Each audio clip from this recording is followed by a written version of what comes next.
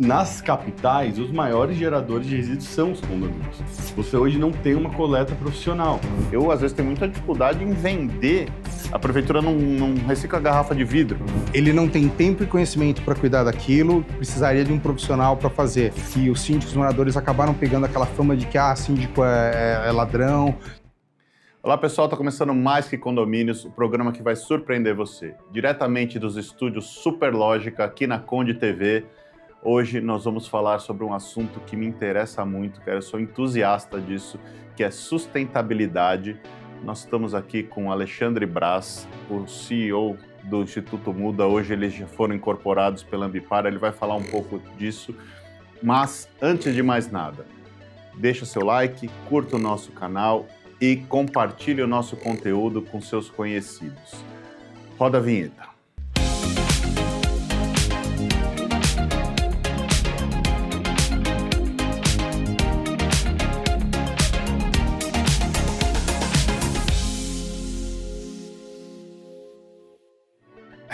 Pessoal, estamos de volta aqui com Mais Que Condomínios, um programa super especial hoje com o Alexandre Braz aqui do Instituto Muda, agora que pertence à Ambipar. Ele vai falar um pouco da vida dele, falar um pouco do Instituto Muda, da Ambipar. Ele está lançando um livro beneficente, ele vai contar toda essa história para a gente. Mas antes de mais nada, gostaria de agradecer a Repinte, nosso patrocinador master. Sem eles, nada disso seria possível. A Repinte é especialista em restauração predial. Se você está precisando do serviço deles, procura, que eles são muito corretos e super proativos. Alexandre, em primeiro lugar, muito obrigado por aceitar o nosso convite. Esqueci de falar uma coisa, pessoal. Alexandre foi durante muito tempo aqui o apresentador do Condomínio Sustentável. Procura aí na playlist, aí no canal da Conde TV, tem muito vídeo dele, é um programa muito legal. E o Alexandre tem uma história bacana. Se apresenta um pouco para o pessoal, conta um pouco a sua história, como você chegou no Instituto Muda e depois dessas modificações que tiveram, para a gente entender um pouco aí. Legal. Muito obrigado pelo convite, é um prazer estar aqui com vocês. Voltar a casa, aqui é sempre uma energia muito, muito gostosa.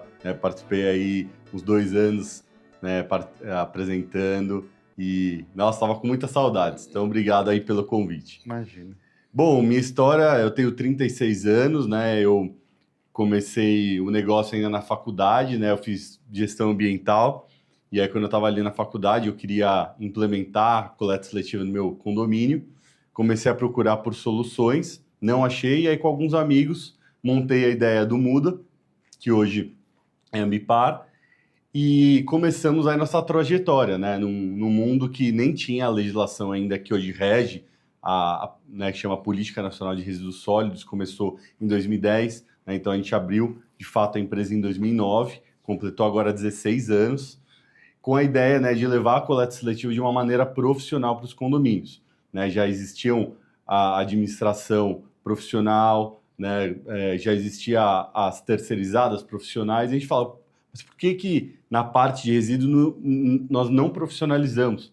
Você vê aquele condomínio, fachada maravilhosa, com uma renda altíssima, você vai ver o depósito de resíduo, aquela bagunça, Não fazia sentido. A gente falou, vamos profissionalizar esse mercado. E aí, desde lá, começamos esse trabalho. Hoje chegamos aí em mais de 1.000 condomínios, que nós atendemos na cidade de São Paulo.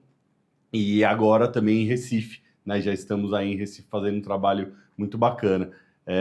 E aí, no ano passado, fomos incorporados pelo Grupo Ambipar, que é um grupo, é uma multinacional brasileira, Começou, inclusive, aí na Moca. Eles começaram a expandir as atividades, fizeram aquisição de várias empresas, em 2020 fizeram IPO, e hoje existem mais de 80 unidades da Ambipar, espalhadas em mais de 40 países. E essa basicamente é a história aí que eu depois traduzi aí no livro, estou lançando um pouquinho mais. Muito, muito bom. Eu queria que você falasse um pouco, sobre todo esse ecossistema que vocês criaram nessa questão da reciclagem, esse atendimento aos condomínios e os desafios também, Eu sou cliente do Instituto Muda faz algum tempo e eu, como síndico, eu consigo enxergar desafios no negócio de vocês e eu entendo que vocês devem ter muito mais. Eu às vezes, tenho muita dificuldade em vender o produto para o condomínio, que é um custo irrisório se você pensar no que traz de benefício, né? O quanto isso ajuda e tal. Tem as compensações, tem os benefícios, no final das contas sai meio no 0 a 0, mas tem um investimentinho ali inicial que você coloca aquilo, o cara fala, não vou pagar, a prefeitura coleta de graça, né? A última vez que a gente conversou, você me falou que essa coleta da prefeitura também de reciclável, né, tem uma série de problemas, né? Eu acho que isso é importante a gente falar também. Você me falou uma coisa que eu fiquei chocado, que a prefeitura não recicla de São Paulo, tô falando de São Paulo, tá, gente? Estamos falando, a prefeitura não recicla garrafa de vidro, né? Que você falou que o equipamento deles não tem essa capacidade. Então, eu queria que você falasse um pouco sobre o ecossistema que vocês criaram, né? Porque eu sei que tem as cooperativas, tem não são os catadores, vocês eliminaram os catadores, né? Vocês colocaram eles lá na cooperativa, esse projeto social também, e esse desafio de vender o negócio, né? Acho bacana isso aí. Perfeito. Bom, o Brasil sempre enfrentou essa dificuldade com a gestão de resíduos. Hoje no Brasil, como todos os dados atualizados são que recicla como um todo 8% de todo o lixo gerado, né? Aqui na cidade de São Paulo não é diferente, né? A gente está falando entre 3% a 4% que é efetivamente reciclado. E nas capitais, os maiores geradores de resíduos são os condomínios. E cada vez mais serão. As pessoas estão sempre, agora nas capitais, mudando para condomínios, né? Então, você pensa, na cidade de São Paulo, 80% dos resíduos são gerados por condomínios, né? E tem novos condomínios, mas a maioria é dos condomínios já existentes, né? E aí a gente entendeu que tinham várias dificuldades no processo, que era desde o projeto, porque o condomínio não tem espaço, a maioria dos condomínios não tem espaço para isso, então a gente falou, tá, a gente vai ter que então, adequar esse espaço com containers para suprir essa capacidade.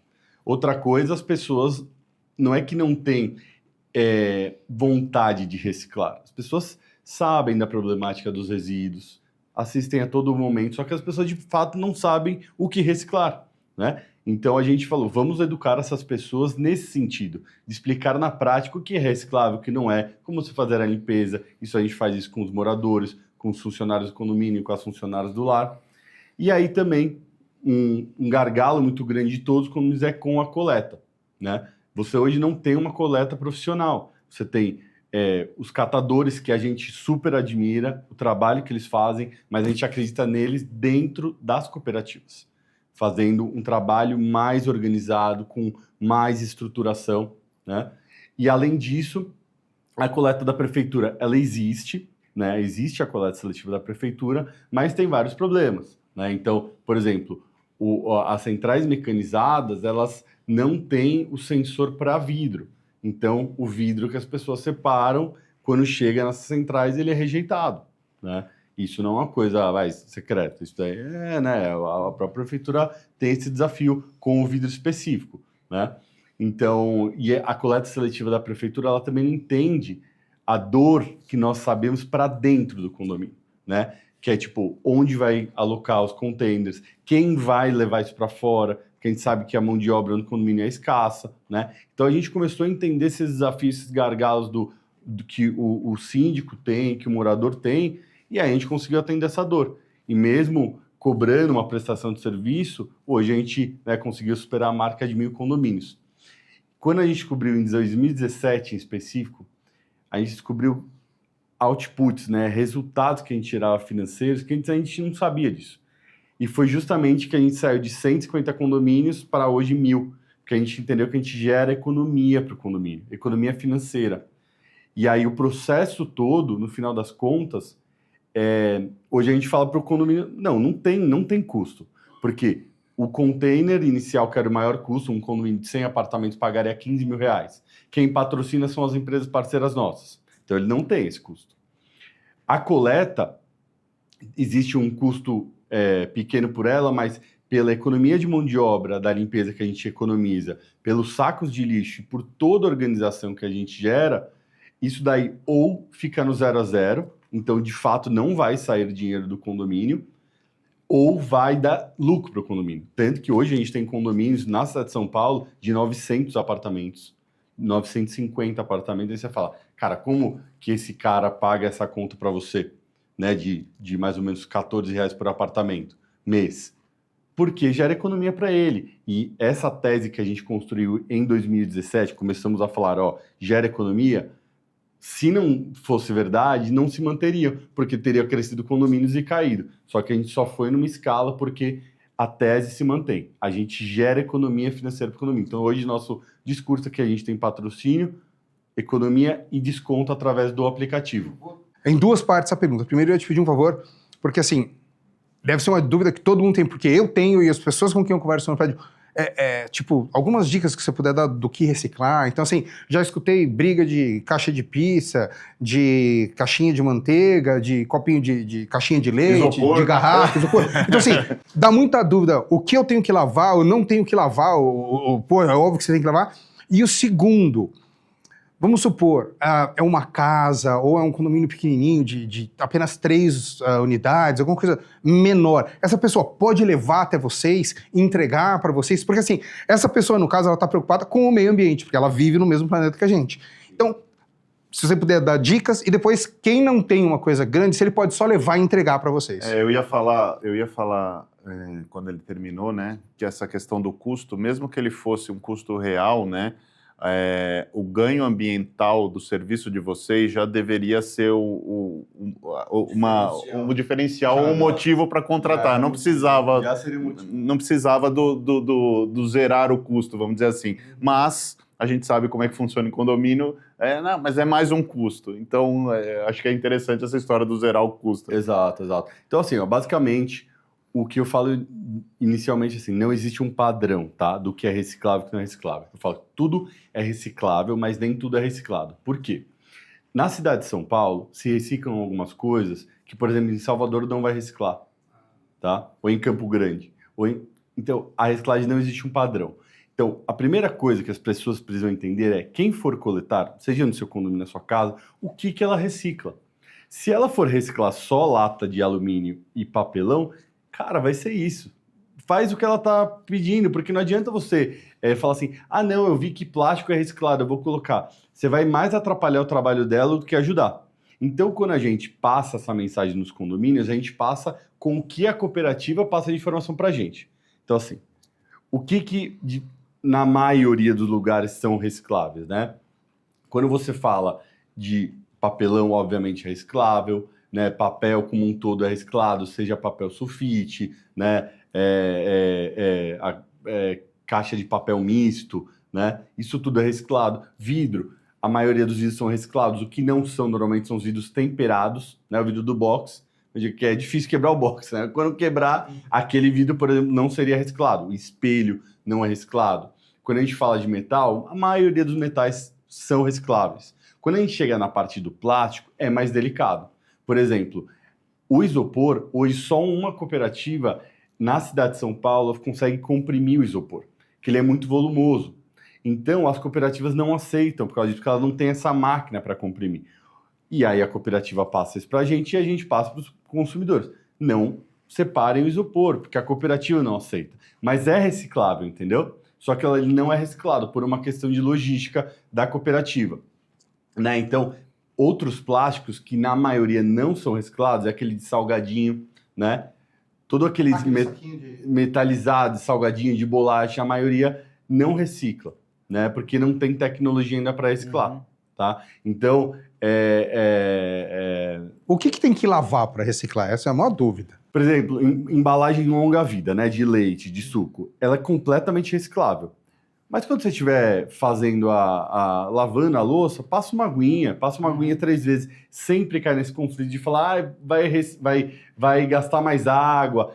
E é isso que a gente explica para as pessoas. Tem um meio termo disso. Você não precisa lavar e deixar para secar, ou colocar na lavadora. Mas quando você estiver fazendo a limpeza lavando a louça, passa uma aguinha, tira aquilo, porque aquilo vai ficar, o leite principalmente, vai ficar semanas até a cooperativa se reciclar. E quando abrir, vai desvalorizar o material, ela não vai separar aquilo, né? Molho de tomate, lata de molho de tomate, passa uma aguinha, né? Então, é essa instrução que a gente facilita para as pessoas, né? Porque tem muita informação aí, né? Mas, de fato, o que você precisa fazer? É isso, né? Então, o que eu diria que, assim, é mais fácil falar o que não é reciclável, né? O que não é reciclável é isso, né? Isopor é difícil de reciclar, essas embalagens laminadas são difíceis de reciclar, né?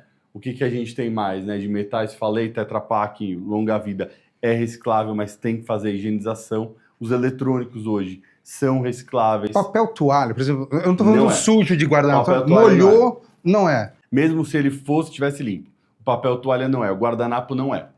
A fibra dele não dá para ser reciclada, tá? Então, mesmo que estiver limpo. Remédio, o que faz com remédio antigo? Remédio, a embalagem em si do remédio, né? O papelãozinho que vem, né? A caixinha, aquilo é reciclável. E o blister? E o blister você tem que levar até uma farmácia, tá? Então a gente vai dividir aqui o que é medicamento, o que é resíduo hospitalar, que a gente chama resíduo de saúde. Se você tiver algum problema, né, com um familiar que tem seringa na sua casa, alguma coisa, né, a pessoa tem diabetes, isso tem que ser levado até o posto de saúde. Não existe hoje coleta de resíduo de saúde em condomínio residencial. Você tem que levar esse resíduo até o posto de saúde. Agora, medicamento, a maioria das farmácias recebem. Tem um PEV lá que você consegue colocar os medicamentos, inclusive vencidos. Pilhas e baterias, né? A gente faz no nosso trabalho isso, mas se não tiver o nosso serviço no condomínio, hoje tem muitos bancos que aceitam, muitas farmácias, supermercados que aceitam, tanto lâmpadas, né? A Leroy Merlin, por exemplo, aceita as lâmpadas, pilhas também, né? Então você tem esse serviço. E aí uma dica, tá? Existe um site chamado rotadareciclagem, tá? .com.br, que até responde sua segunda dúvida. Você consegue colocar o seu endereço lá e aí vai aparecer sua escala nacional, tá? Vai aparecer cooperativas que você pode levar o seu material, PEVs, por exemplo, quando as pessoas têm aqueles resíduos, são muito difíceis de reciclar, móveis, né? Tipo, móveis como um todo, geladeira, quando quebra, resíduo de obra, a gente tem os pontos de entrega voluntária que você consegue colocar. Então, vai lá, Rota da Reciclagem. Se você for morar em uma casa, precisar, né, levar, vai aparecer tudo no seu redor, pelo seu endereço, onde você pode levar. Então, assim, nessa conversa inicial, o que eu, pelo menos, estou percebendo é que tem muito ainda de uma questão cultural. E aí eu digo não só para nós, né, população, mas também nas cidades, para que se organizem, né, seja a cooperativa, seja as prefeituras, para que essa reciclagem seja feita de forma correta, né? Você mesmo falou, tem coisas que são recicláveis, mas que não são recicladas. Vocês, nos condomínios que vocês atendem, então, eu sei que vocês têm treinamento tanto para os moradores quanto para a equipe do condomínio, né?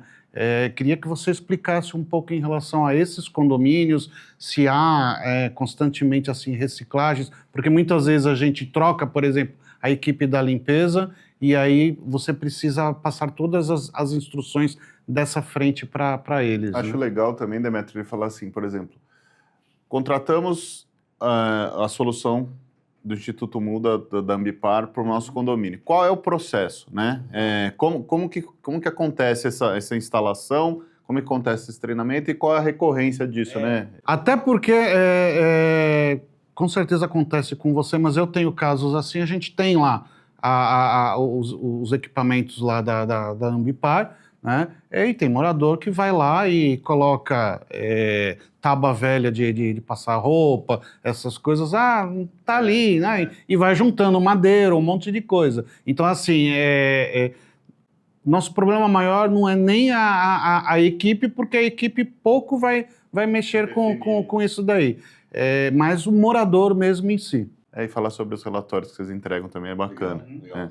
Então, assim, o condomínio, né, vocês trabalham, vocês sabem, é um padrão, existe um padrão ali, existe um padrão de consumo, existe um padrão das atividades diárias e tudo mais. A gente entende que todo condomínio, por exemplo, tem turnover, todo condomínio tem de moradores, de funcionários do lar. Então, o que a gente percebeu lá no início da metodologia é assim, não adianta a gente fazer a implementação uma única vez, né, e não ter mais essa sequência de treinamento, porque vão mudar, as pessoas vão mudar, isso é natural. Então a gente faz essa primeira implementação, que é mais parruda, e depois a gente sempre mantém. E hoje a gente tem uma equipe só voltada para esses 1.000 condomínios já clientes que ficam aí rodando os condomínios, dando novos treinamentos para moradores, funcionários do lar. E aí a gente tem os relatórios, que a gente consegue verificar a qualidade do resíduo que está saindo ali, né? Então a gente tem a taxa de rejeito. O que é rejeito? Que não está indo corretamente no reciclável. Você falou, o morador fez errado, ou funcionário, ou a funcionária do lar. E aí a gente vai sempre capacitando. Não tem jeito, reciclagem é diferente, por exemplo, de energia fotovoltaica. Você instalou um equipamento de energia fotovoltaica, depois é só rodar. Sim. É uma tecnologia, né? A reciclagem, ela tem essa questão humana, não tem jeito, né? Tem que continuar sempre explicando. E aí o morador entrou ali no condomínio, se ele não recebe informação, não é por mal, mas ele vai colocar de uma maneira errada. Então, a gente mantém essa constância, né? Então, começa com um projeto, a gente instala os containers, né? Normalmente eles ficam nos subsolos, para dar mais facilidade para os moradores descartarem. Esse container, ele tem várias... aparentemente, ele é uma caixa, com uma tampa vai e vem, só que ele gera vários benefícios para o condomínio. Tem uma big bag ali dentro, que ela é reutilizável. Então, o morador vai jogar ali o reciclável dele e depois o funcionário retira o big bag e leva para o depósito. Versus, a maioria, tenho certeza que várias pessoas vão entender isso, aqueles containers quadrados que você tem no condomínio, que o morador vai lá e joga o resíduo dele, o funcionário tem que fazer o quê? Virar o container e reensacar tudo. Nisso você está tendo insalubridade, porque a partir que o funcionário mexeu no resíduo, seja reciclável ou não, tem que pagar 30% de insalubridade para ele. Tempo, quanto tempo ele ficar reensacando o resíduo, né? E seja para o reciclável, seja para o não reciclável. A gente vai ter containers específicos para os dois. Por isso que gera economia, entendeu? É uma coisa super arroz e feijão, mas que funciona. Aí depois disso vai ter os treinamentos e aí sim a gente vai iniciar a coleta, né? E aí a gente sabe que o condomínio também tem esse padrão que tem que ter uma vez na semana, naquele momento específico, né? Para a gente não ter que fazer... A gente não faz coleta de final de semana, porque tem todo um cálculo que a gente sabe quanto o condomínio precisa de armazenamento. Então tem condomínio de 200 apartamentos que vem para a gente assim, não, eu não quero duas coletas, eu quero uma. Não é você que vai determina isso. A gente que sabe, porque a gente sabe quanto você vai gerar e quanto eu preciso de armazenamento versus o seu depósito para passar essa semana, para passar o final de semana e não te gerar problema, né? Então a gente sabe, condomínio de 900 apartamentos, vamos precisar de 5 coletas semanais, né? E assim vai, né? Então é um pouco do escopo para garantir todos esses benefícios para o condomínio, né? Legal, bom. Então a cultura, só finalizando, você colocou da cultura, desses 1.000 condomínios, os 1.000 síndicos falaram para mim no início, não vai dar certo. Porque nesse condomínio é diferente. Nesse condomínio não vai funcionar. Falo com propriedade mesmo. 1.000 condomínios. Foram bem mais, né? Que saíram condomínios também, né? E aí a gente traz isso que assim, vai funcionar. Calma, confia nas pessoas. Se você der o treinamento certo para elas, vai funcionar. Tem um vídeo que tá no YouTube, né? De um condomínio que tem 30% de chineses. Quando a gente entrou lá, eu falei isso pro síndico, você imagina o síndico. Falou, você tá ficando maluco, cara. Não vai dar certo. Vai. Só que vamos dar oportunidade, por exemplo, para a população chinesa aprender? Vamos contratar um tradutor para aplicar o treinamento? Tá até hoje. A gente tem esse condomínio há 6 anos. Né? Um condomínio de 450 apartamentos no Ipiranga, que tem o processo, só que nos containers tem tudo escrito em mandarim, em português e em inglês. Né? Então, eu acredito de verdade nas pessoas. Eu acho que essa questão cultural de a pessoa falar, eu não quero fazer, eu não vou fazer nem ferrando, já está superado, isso é 1% ali do condomínio. A maioria das pessoas querem fazer, sabe da importância, mas você tem que dar condições para elas fazerem, né? Se você começar a criar um monte de problema, colocar 10 lixeiras para as pessoas, não passar treinamento, ninguém vai fazer, óbvio. Mas se você facilitar reciclável, não reciclável, treinamento, coleta profissional. E é uma questão também, é uma questão mais ou menos que a gente estava falando no último programa, né? O exemplo vai arrastando, né? Então, você vê, hoje em dia, as crianças trazem muito isso, né? Porque aprende na escola, uma coisa que a gente não teve, né? A gente não teve essa educação ambiental na escola. As crianças hoje já têm. Então, ela chega em casa e fala, pai, isso aqui você tem que reciclar, isso aqui você não pode, não sei o quê. Então, E aí você vai vendo o vizinho fazer, você fala, pô, mas só eu não faço, né? Eu quero entender também como é que isso funciona, né? Mas muito legal, Alexandre. E você, assim, você falou que vocês estão há 16 anos, né? 16 anos, completou agora em janeiro. E o que você viu de evolução lá de 2009 para agora 2025? Você vender o projeto, não vender em termos financeiros, mas você conseguir convencer as pessoas do projeto, hoje em dia eu imagino que seja muito mais fácil, né? Passa pra gente antes o que você via, porque foi o que ele mencionou, não existia lei, não tinha legislação. Passa da sociedade e depois o que virou no condomínio. Como era antes, uma terra sem lei e sem cultura, sem informação. Hoje falta informação. Eu imagino quando você montou. Era algo utópico falar reciclagem. O que você viu de mudança, o que você vê e como virou o condomínio? Eu tenho muito orgulho mesmo de falar que nós fomos os pioneiros do Brasil, né? E foi muito difícil.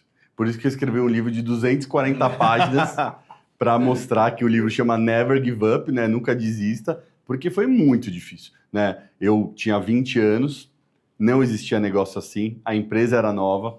Como explicar para as pessoas, né, fazer isso e pagar por um serviço que antes não existia esse conceito de pagar. É a mesma coisa de falar, sei lá, por exemplo, síndico profissional, assim, só para trocar com vocês. Quanto tempo existe? Existe há muito tempo, assim, acho que o Aldo, né, o Bussoletti, que foi o primeiro, ele tá há uns 30 anos, mas assim, que bombou mesmo, faz uns 10 anos, assim, até menos, né? Na pandemia que deu um estouro gigante, assim, então um mercado aí de 8, 10 anos no máximo. E como foi essa também? Tipo, teve uma questão, acho que cultural, né? De falar. Teve a mudança do morador entender que para ele não tem tempo e conhecimento para cuidar daquilo, precisaria de um profissional para fazer. O mercado estava muito viciado e os síndicos moradores acabaram pegando aquela fama de que síndico é ladrão, e também mudou o perfil da população em si. Você tinha como síndico aquele senhor aposentado que não tinha mais o que fazer. Só que hoje não existe mais aquele senhor aposentado que não tem mais o que fazer. Trabalhamos até mais tarde. Todo mundo tem uma vida.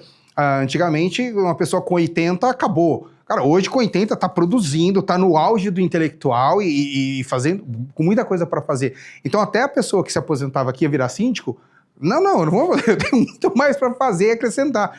Então começou a surgir essa vaga. Mais 2 pontos além disso, né?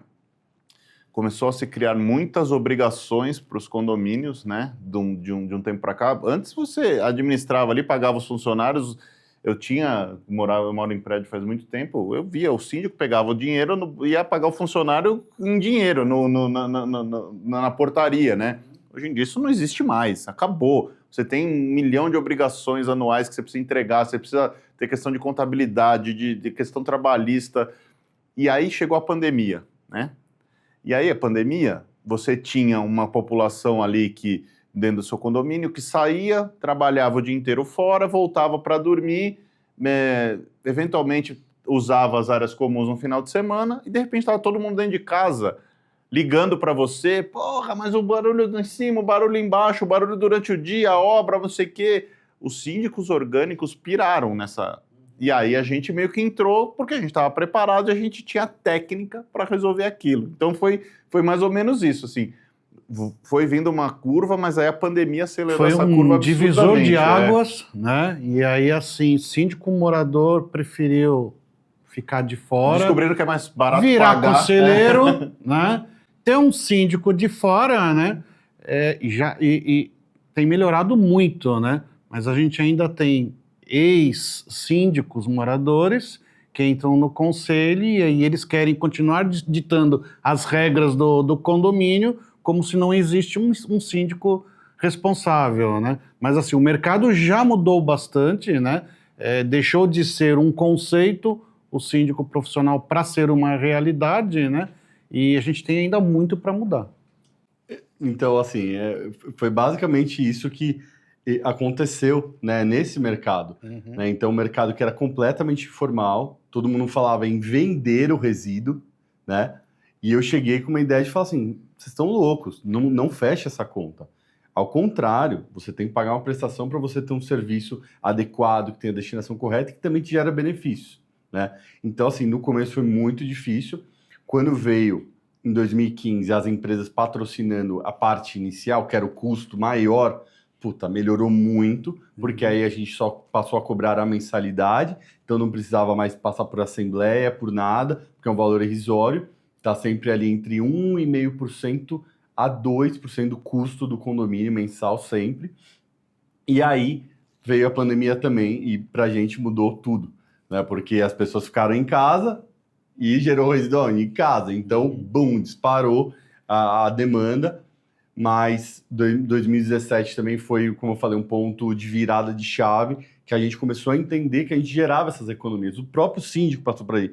Cara, vocês têm que começar a divulgar isso. Tipo, eu tô gerando economia com o trabalho de vocês, de mão de obra, de sacos de lixo. A gente falou, puta, a gente precisa deixar mais na mensagem. E aí cresceu a curva. Como eu falei, a gente tinha em 2017 mais ou menos 100 e poucos condomínios e hoje fomos para 1.000, né? Então acho que foi essa a grande batalha, né? De hoje em dia, eu adoro concorrer. Bom, tanto que eu sou presidente da Belori, né? Que é uma Associação Brasileira de Logística Reversa, que são vários players concorrentes. Eu fundei, sou presidente, porque eu prefiro que tenham várias empresas cobrando a prestação de serviço, mas que existe uma concorrência que nem, né, vocês têm, do que você competir com uma pessoa que não cobra.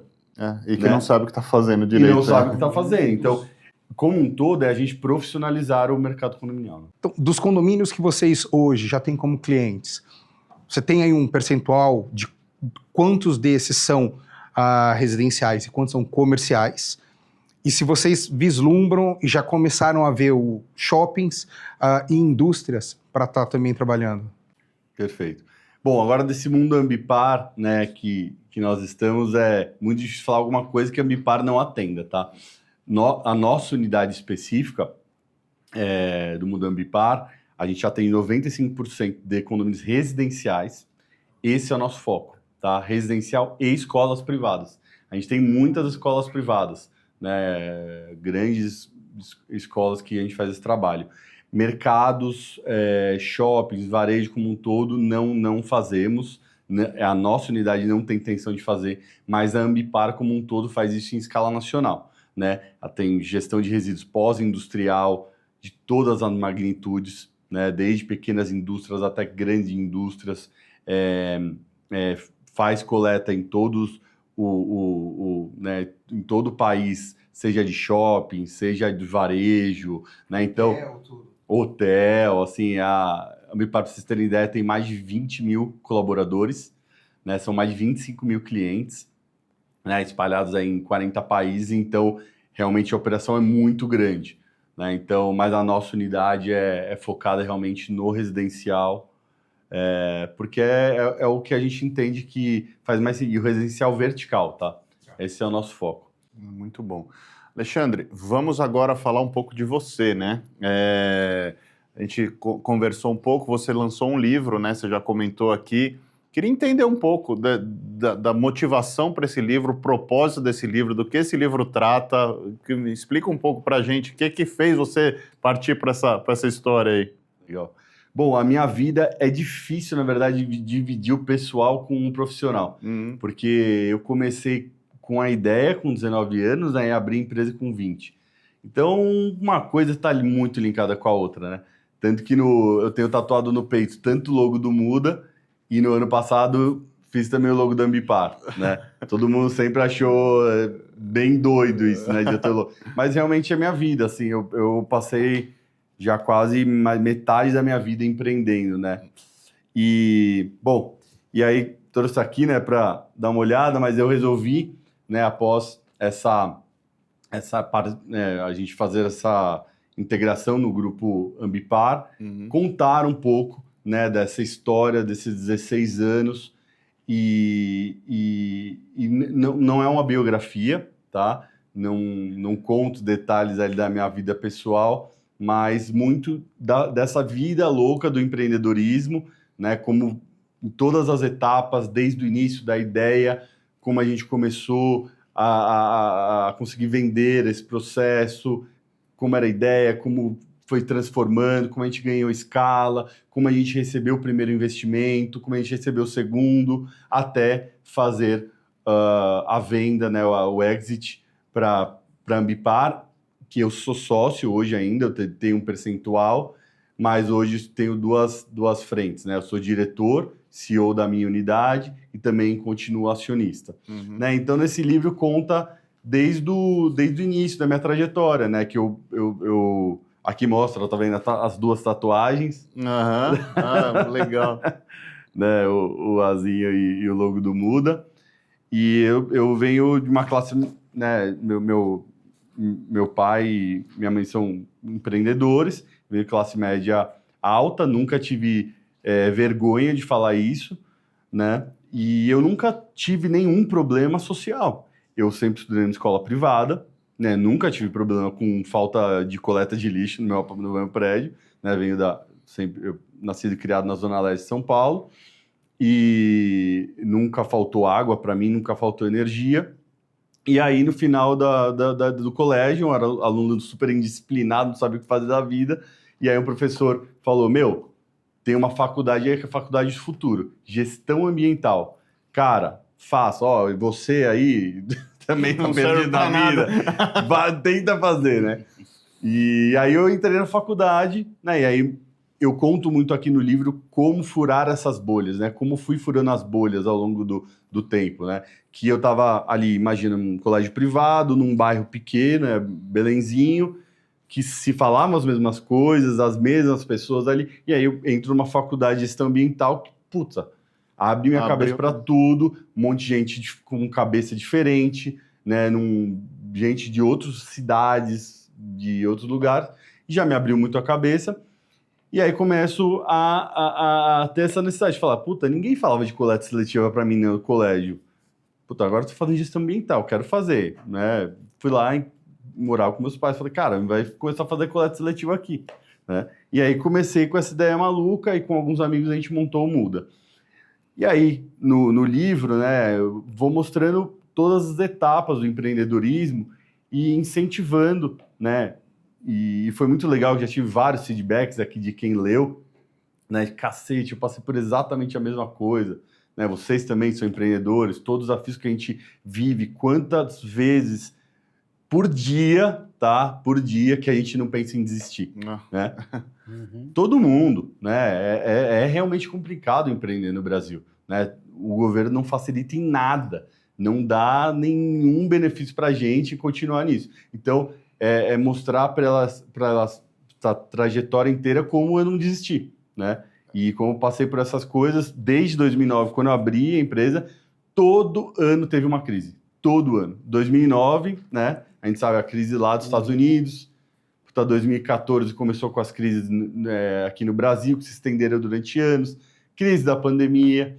Então, é um pouco disso do que eu trato. Durante essa trajetória, né, que até você conta no livro, nós, na nossa trajetória, a gente tem diversas situações inusitadas.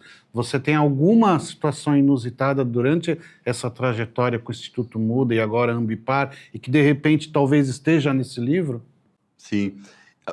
Uma coisa muito legal é que eu montei o livro, fiz essa ação, né, de realmente doar toda a renda do livro para Hmong Make-A-Wish, que é um trabalho fantástico que eles fazem com crianças, que é dar além, né, do básico para criança. Tipo, alimentação, comida e tal, mas eles fazem outras coisas, né? Tipo, levar as crianças para viajar, para ir num parque de diversão. É muito legal, assim, né?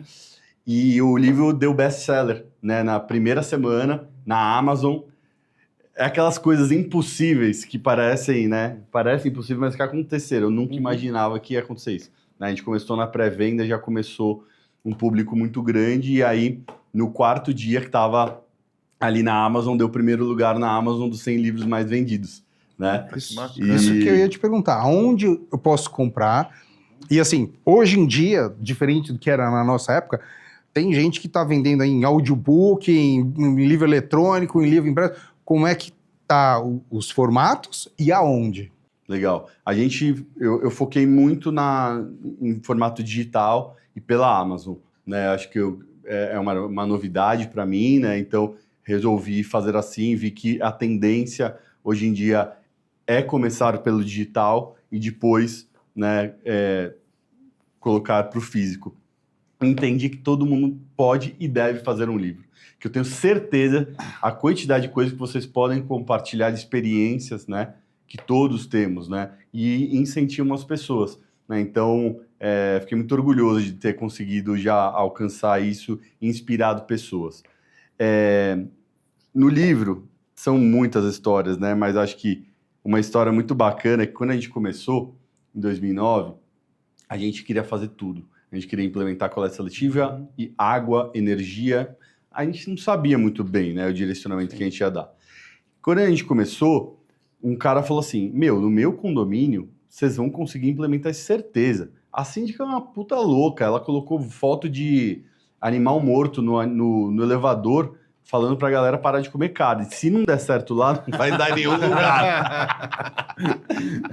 Aí, beleza, fomos lá visitar o condomínio, inclusive era um condomínio, tudo bagunçado. A síndica, o filho dela era o zelador, né? Você já sabe, né? Uhum. Aqueles problemas de governança. E aí ela adorou, falou assim, tá fechado. Primeiro mês que a gente tinha aberto a empresa, eu falei, caralho, é tão fácil assim. Pô, vou voar, né? Falou, vem aqui no dia tal, na assembleia, pode trazer já contrato, nota, boleto, tá Que fechado. doideira. Falei, cara, que Ela era maravilhoso, doida é mesmo, né? possível. Aí chegamos lá, de 100 apartamentos, tinham 3 apartamentos que foram na assembleia, né, normal. E aí a gente começou a apresentar como se a gente já tivesse fechado o serviço. Então a gente começou a dar uma palestra aí pros caras, falando de água, energia e tal. E aí no final da palestra, um espanhol levantou a mão, falou assim, quem fez essa apresentação? Falou, eu, o Lucas, né, que era meu antigo sócio. Cara, eu nunca vi uma apresentação tão ruim na minha vida. Caralho. Cara, que vocês estão falando de crise econômica pra mim? Eu sou economista, para de falar merda. Cara, o serviço de vocês não tem lógica. E começou a xingar a gente no meio da assembleia ali. Que louco. Né? E primeira apresentação, né? E aí, no final, constrangimento absurdo, a síndica falou, não vou conseguir contratar. Olha, o cara, né, falou do serviço de vocês, saiu, atravessou a rua literalmente chorando, né? Falou, não vai dar certo isso, Acabou o cara. negócio, né? Olha isso, a primeira vez que a gente está apresentando, olha o feedback que a gente teve, né? Não vai rolar, né? Ficamos naquela crise existencial. No outro dia, esse espanhol ligou pra gente, falou que queria investir na gente, depois sumiu. Só que aí a gente refletiu um pouco, falou, puta, será que a gente consegue mesmo fazer isso tudo? Será que a gente está vendendo serviço que a gente vai entregar? A gente sabe, a gente nem tem arquiteto, nem tem engenheiro, como a gente vai fazer obra de racionalização de água e energia? Então, no final das contas, foi bom, né? A gente focou em coleta seletiva, através desse impacto muito grande, e aí começamos realmente na trajetória da coleta seletiva. Então, todas as coisas que a gente teve nessa trajetória, né, eu passei muito difíceis, sempre teve alguma coisa boa no final. Tudo que a gente achava que, assim, agora acabou, né? Agora parou, agora acabou o negócio. Não tem como sair daqui. Tudo depois teve uma É o que a gente falou num programa anterior, né? De no meio da dificuldade encontrar uma solução, uma alternativa para o problema. Disruptiva, né? Exatamente. Mas, Alexandre, nesse sentido, né, eu fico pensando, você deve ter isso também, hoje não sei com mais casca, mas deve ser muito frustrante trabalhar com o que você trabalha também, né? Porque você enxerga um monte de oportunidades que não são aproveitadas por falta de conhecimento e às vezes até por falta de interesse, né? Você consegue esquecer isso um pouco e focar, eu tô fazendo o que eu posso, eu tô tocando do jeito que eu posso. Já você conseguiu fazer um baita projeto aí com 1000 condomínios que não teriam coleta seletiva de lixo se não fosse por você, mas você consegue abstrair essas outras oportunidades que você acabou de falar. Comecei com um projeto full e aí eu foquei numa coisa que eu sabia que eu conseguia entregar. Você consegue hoje falar, puta, não, isso aí não é para mim, eu vou deixar outra pessoa fazer ou não fazer? É um dos capítulos do livro, foco. Um dos caminhos um dos capítulos. Eu foquei exatamente, assim, eu fechei completamente todas as possibilidades e foquei só nisso. Eu quero ser o especialista e eu quero ser a referência de coleta seletiva condominial no Brasil. E eu consegui já logo isso em 2014, quando o Ministério do Meio Ambiente publicou as referências, as práticas referências de coleta seletiva no Brasil, e já estava lá, né? Então, puta, surgia a oportunidade de todo lado. Meu, vamos fazer em evento, vamos fazer o Lollapalooza, vamos fazer... Não. Eu fui sempre nesse foco do condomínio residencial. E hoje, né, até hoje, quando você tem a dor no joelho, seu joelho está ferrado, você vai aonde? Você vai no médico geral, no médico que é especialista em joelho. E é isso que eu consegui ver ao longo de todos esses anos, todos os players do mercado que foram caindo, um por um, nossa, muitos, por falta de foco, né? Então, puta, eu quero atender tudo. Então, eu sou síndico, eu quero atender residencial, comercial e tal, em todas as regiões do Brasil. Cara, pode ser que dê certo? Pode. Mas a chance de você dissipar a sua energia é muito forte, né? Então, eu fiz muitas coisas que deram errado, mas as coisas que deram certo eu tento também demonstrar no livro. E uma delas foi isso, né? Então, hoje, se você colocar aí no Google, né? Quem está aí em casa, colocar coleta seletiva condominial, todas as páginas da primeira página do Google, alguma coisa vai estar relacionada com a gente. Todas.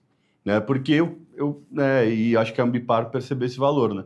Que não tinha essa outra solução que fosse a gente. Muito legal. E conta mais um pouquinho desse projeto que é apoiado pelo livro, que é assim, é algo assim bem interessante, né? E que pode até incentivar outras pessoas do mercado nesse mesmo caminho. Legal. Hoje é um fato que todo mundo consegue escrever um livro. Nunca estivemos num momento tão bom da história do mundo para escrever um livro, para trabalhar com marketing digital, para vender, né?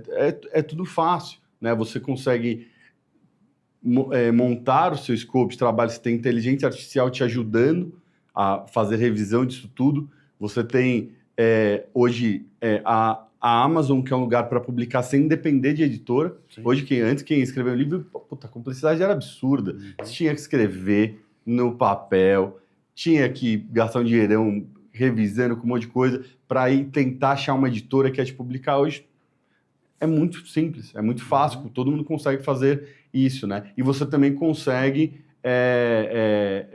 ter acesso do mundo inteiro do seu livro sem ter que ficar postando, né? Então, essa foi a primeira ideia que eu vi num curso. Falei, pô, por que não, né?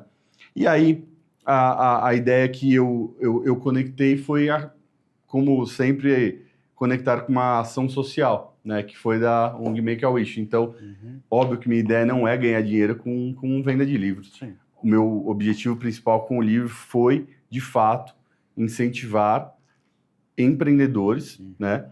Que vão começar, ou que já estão começando a não desistir, e mostrar para eles que as dificuldades que eles estão passando, muita gente tem. E, de alguma maneira, tentar cortar algum caminho para eles, né? Porque, por exemplo, meu pai foi o meu mentor, e ele, de fato, me cortou vários caminhos. Ale, cacete, eu já passei por isso, empreendo há 40 anos, não faz isso. Pum, sabe aquele conceito? Né? Então, tenho certeza que vocês, quando começaram, também pegam essas dicas. Cara, sou síndico profissional há 5 anos. Faz isso. É sempre mais barato aprender com o erro do outro, né? Você aprender com o seu erro é muito caro, às vezes. É bem complicado. Muitas coisas mudaram e evoluíram. A própria coleta, a tecnologia. Você consegue já vislumbrar lá... Eu acho que lá fora deve começar antes que aqui, mesmo por cultura, né? As tendências que você tem lá fora, você vê uma mudança grande nesse mercado e isso chegará no Brasil quando? Legal. Não, eu acho que o mercado de condomínio residencial, eu desconheço, de verdade, vertical, outro lugar do mundo que tenha o mesmo formato que a gente tem. Cidade do México, talvez, mas condomínios do tamanho que a gente tem, não sei, vocês sabem outro lugar? Tipo, porque você pensa nas maiores capitais, Nova York, Londres, qual condomínio de 20 andares, 25 andares, 15 andares? Tem muito condomínio, mas é tudo de 3 andares, 5 andares. Cidade do México talvez é o que mais se aproxima. Então, o mercado de condomínios aqui, acho que no Brasil é muito específico, né? E da coleta, por exemplo, a coleta seletiva é uma lei desde 2007 em São Paulo. É uma lei. Acima de 50 apartamentos você tem que fazer coleta seletiva. Mas lá fora já tem desde antes. Olha o que eles fazem lá fora. Tem. Isso já é muito avançado. Mas alguns lugares que você acha que é muito avançado também não é. Por exemplo, nos Estados Unidos, tem essa ideia, nossa, é um país super envolvido. Mas, cara, você vai para Orlando. Vê se algum lugar ali tem a quantidade de embalagens também que não são recicláveis. Então, eles reciclam, mas reciclam super pouco. Os lugares de referência de reciclagem é Europa, né? Só que alguns lugares, também não são todos, Alemanha, obviamente, Inglaterra, né?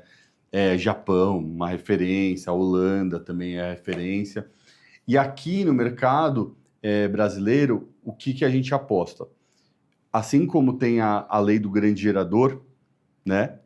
Que funciona hoje muito para comerciais, né? Em indústrias, colégios, shoppings, que mudou a realidade, por exemplo, de São Paulo. Lembra em 2010, né? A prefeitura coletava em tudo, deu a lei do grande gerador e falou o seguinte, amigão, acima de 200 litros, não vai existir coleta da prefeitura, você vai ter que contratar com empresa privada. E aí você já paga para fazer isso, é isso. E mudou o mercado.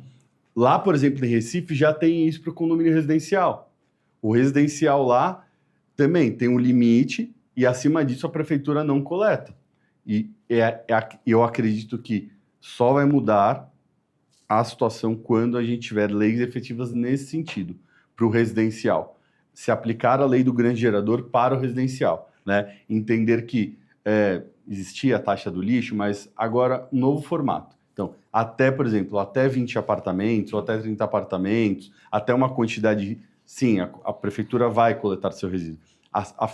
Acima disso, não é que a prefeitura vai te cobrar a taxa do lixo, você vai ter que contratar com uma empresa. Entendeu? Eu acho que eu tenho que contratar já. Eu tenho um condomínio que eu já tenho que contratar, porque ele é misto.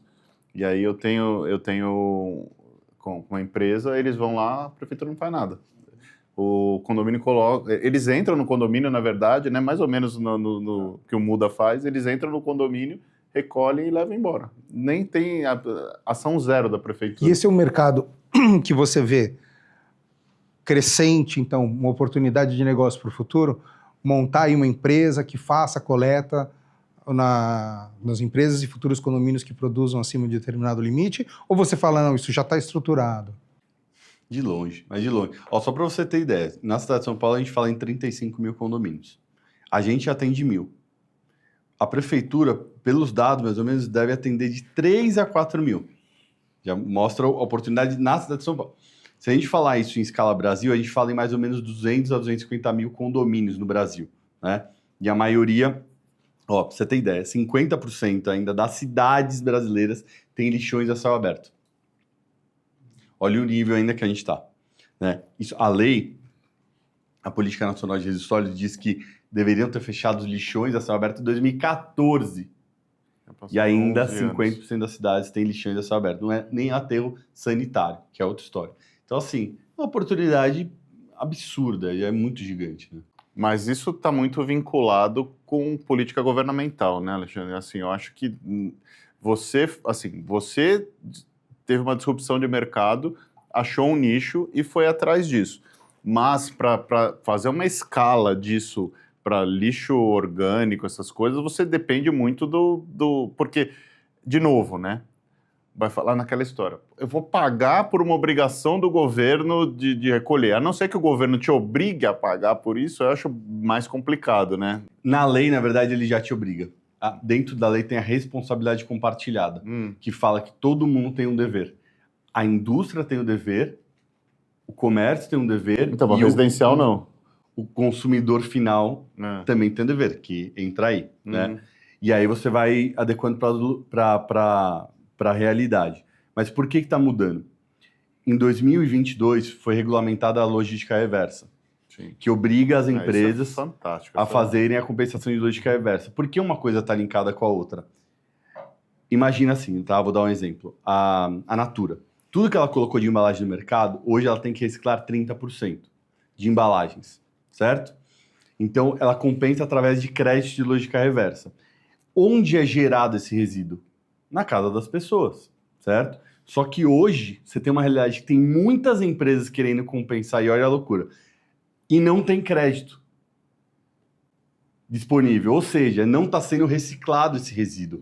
Não está, entendeu? Então, essa parte aqui vai impulsionar essa. Porque as empresas, se não compensarem, e hoje já está, desde 2019, funcionando, não tem licença ambiental. A CETESB proíbe a empresa se ela não tiver a lógica reversa. Então, isso está forçando aqui. Entendi. Vai precisar reciclar mais para gerar mais crédito para compensar para as empresas. Então, esse polo vai puxar outra história para ter mais empresa atuando ali. Quem são as empresas hoje que patrocinam os containers nos condomínios? É por causa disso. Elas patrocinam os containers, a educação ambiental, porque elas querem que gere resíduo reciclável para a gente caminhar para as cooperativas para gerar o crédito de lógica reversa para elas. Então, isso já funciona, entendeu? Entendi. É isso que a gente foi linkando as pontas. Então, hoje, a gente atende 500 empresas que fazem a compensação. Tipo, dá um exemplo. Heineken, Nestlé, Mondelez, Vigor, né? Todas essas empresas fazem a compensação conosco. E a gente tem que tirar esse crédito de algum lugar, vem do residencial. Muito legal. Bom, como a gente avisou, o tempo é longo, mas é curto. Já estamos caminhando por aqui para a nossa reta final. Queria agradecer novamente a sua presença aqui. Foi um programa sensacional, um assunto super relevante. Seu conhecimento aqui é indiscutível. Eu queria que você falasse, eu queria agradecer também vocês, né? Não falei de vocês aqui o programa inteiro.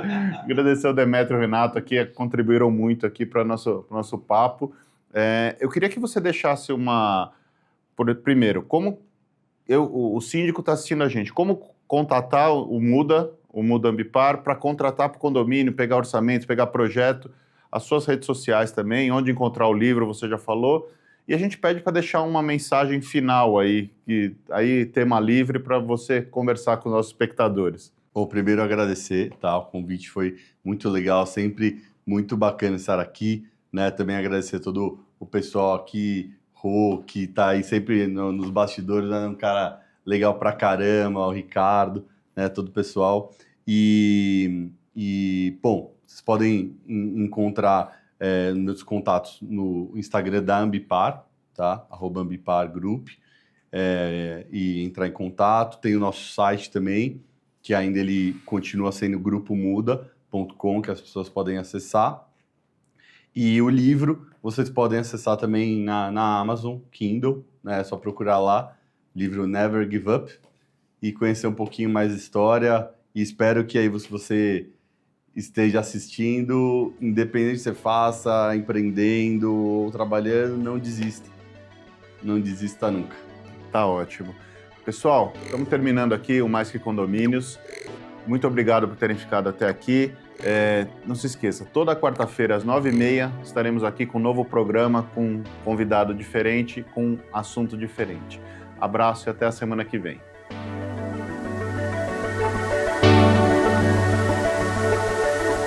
Conde TV. Informação de qualidade e credibilidade é aqui.